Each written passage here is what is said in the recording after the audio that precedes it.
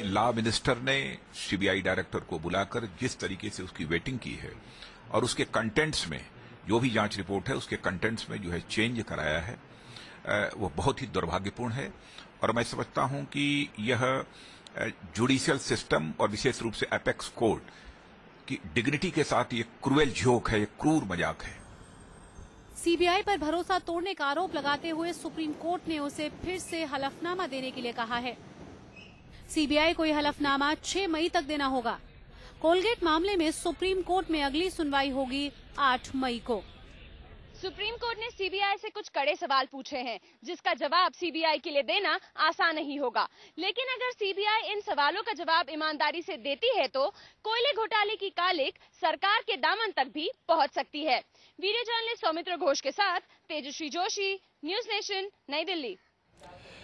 तो आलोक जी, स्थिति अब गंभीर बढ़ती हुई दिख रही है। लोकसभा चुनाव की बात तो हम लोग कर चुके हैं, लेकिन अभी जो सूरत हाल है, जो विपक्ष अड़ा हुआ है, ऐसा लगता नहीं है कि 10 तारीख तक अब संसद में कोई कार्रवाई होती हुई दिखाई देगी।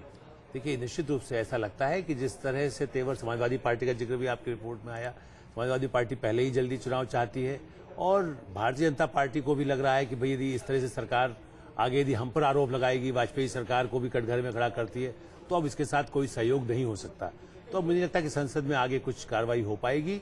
निश्चित रूप से ये मैदानी लड़ाई के लिए आगे एक तरह से बिगुल बजा दिया गया है। यदि संसद चलती भी है तो नवंबर दिसंबर में फिर विधानसभा के चुनाव है, तो अब इसके साथ कोई सहयोग नहीं हो सकता। तो अब मुझे लगता है कि संसद में आगे कुछ कार्रवाई हो पाएगी। निश्चित रूप से ये मैदानी लड़ाई के लिए आगे एक तरह से बिगुल बजा दिया गया है। यदि संसद चलती भी है तो नवंबर दिसंबर में फिर विधानसभा के चुनाव है, तो सरकार की फजीयत और सरकार के लिए भी लगभग कहते हैं कि अंतिम मौका ये दिखाई दे रहा है। बिल्कुल आलोक जी, अभी साबिर अली साहब हमारे साथ जुड़ पाए हैं। कुछ तकनीकी दिक्कत थी जिसकी वजह से हम उनसे पहले नहीं बात कर पा रहे थे। साबिर अली साहब वरिष्ठ नेता हैं जेडीयू के।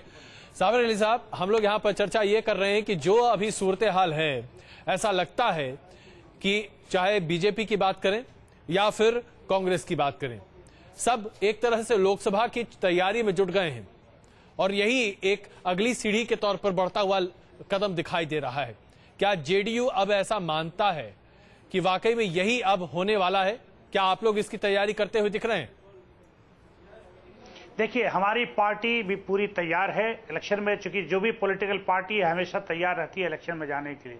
लेकिन साथ साथ मैं ये कहता चलूं, मुझे ऐसा लगता है कि कांग्रेस जुगाड़ करने में बड़ी महारत है उसको जी, इसलिए इतनी जल्दी वो बाजी हार जाएगी या ये छोड़ दे कि हम सरकार नहीं चलाएंगे और चले जाए इलेक्शन में, मुझे ऐसा लगता नहीं है। मुझे लगता है कि अभी कांग्रेस जब तक चाहेगी ये सरकार चलने की गुंजाइश बाकी है, और कांग्रेस अगर खुद चाहे कि इलेक्शन में जाना है तो ये अलग बात है।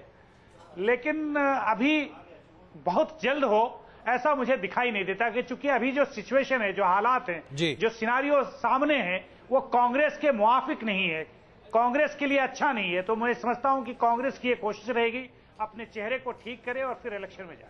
साबिर अली साहब, अब सवाल यहां पर यह उठता है कि आपकी सहयोगी दल भारतीय जनता पार्टी ये कह रही है कि हम अविश्वास प्रस्ताव नहीं पेश करेंगे, यानी कि बीजेपी चाहती नहीं है कि किसी भी तरीके से सरकार के पास ये मौका हो कि वो आगे बढ़कर कहे कि चलिए आप काम नहीं करने दे रहे, आप नहीं चाहते कि सरकार सही तरीके से चले, इसलिए हम अपना इस्तीफा देते हैं।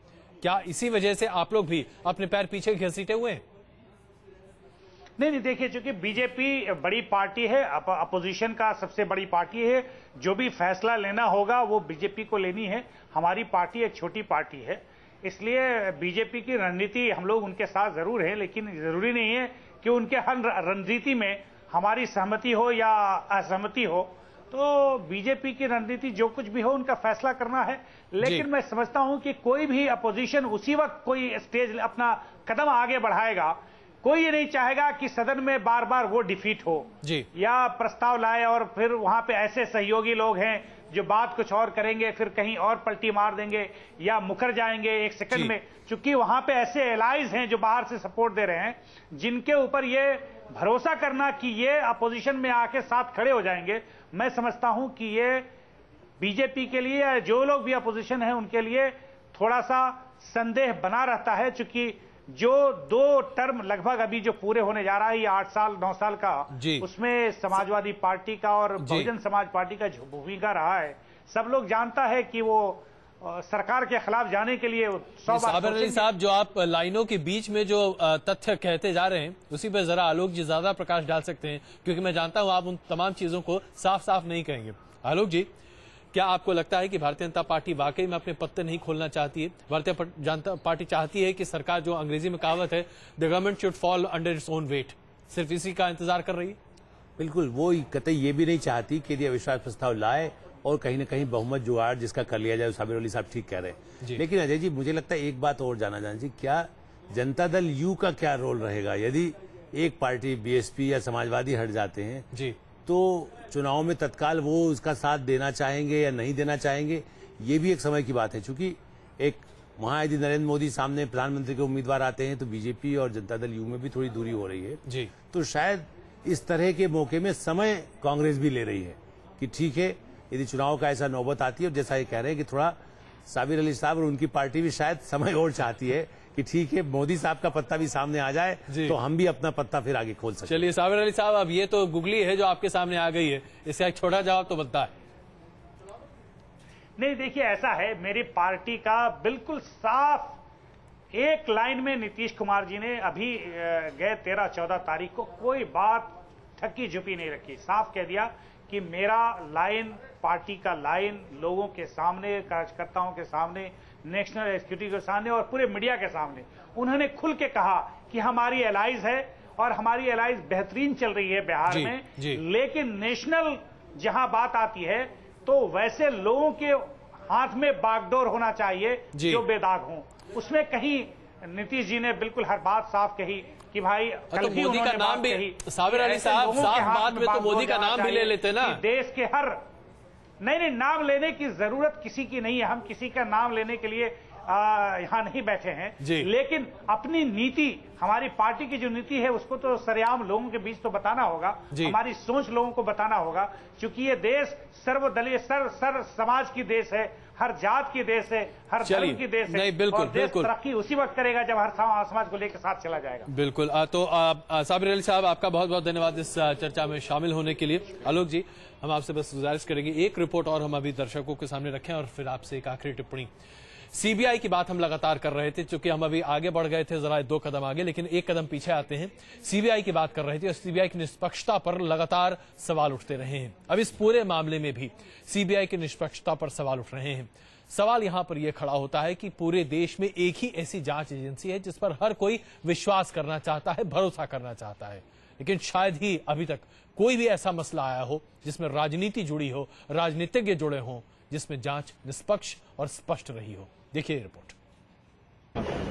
सीबीआई डायरेक्टर रंजीत सिन्हा को इतना पसीना किसी बड़े केस को सुलझाने में भी नहीं आया होगा जितना कि सुप्रीम कोर्ट में दिए अपने हलफनामे के बाद।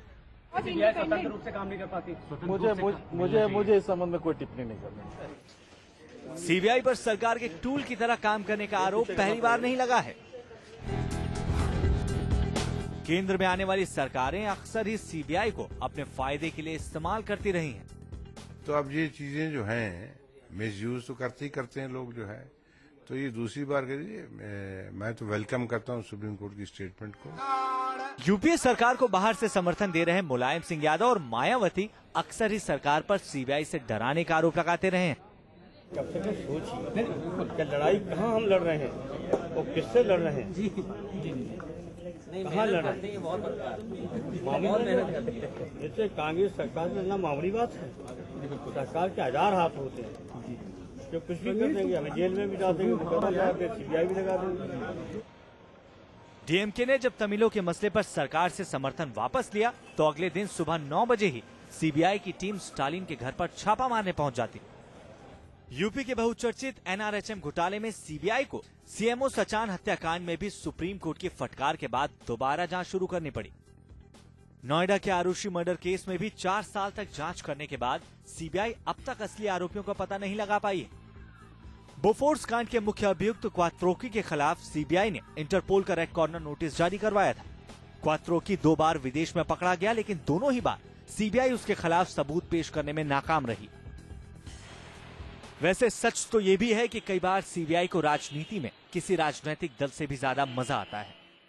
यूपीए 2 में शामिल कई दल अक्सर ही आरोप लगाते रहे हैं कि सरकार का सबसे बड़ा सहयोगी दल सीबीआई ही है। Team news nation.